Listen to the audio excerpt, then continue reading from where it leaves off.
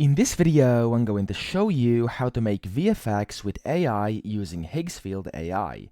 Now, the first thing you want to do, you want to go to higgsfield.ai and you want to sign into your account or create one in case you don't have one yet. After you've done this, hover over the Create tab and click on Video. Now, once you do this, you have the option over here to first put in an image you would like to basically have, or you can also generate it. So the image you would like to basically base the video on. So I'm gonna just click over here and I'm going to put in this guy. There we go.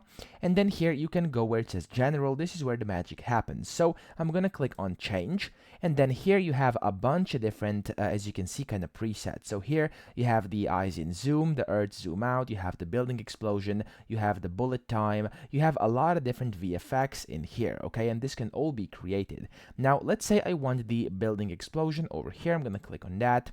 And then here you just have to basically type in whatever you want. So for example, I'm gonna type in the wall and building behind this person explodes, but he doesn't seem bothered at all. Okay, so for example, like this. And then enhance should be on for a bit more enhanced prompt. It's always good to have that.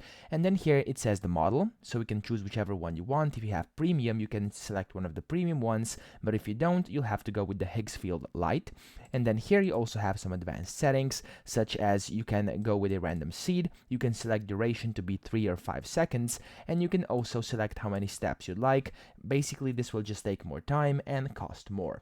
So that's pretty much that. Then you want to click on generate over here. It's going to cost 5 credits, and then it's going to start generating here on the right, as you were able to see earlier, and then your VFX will be generated. As you can see, it's estimated like 15 minutes for me, and then once that's done, you can basically just see how it's done and then generate a new one in case you like something different. So that's pretty much it. I hope this video helped you out. If it did, please subscribe to the channel and help me out as well.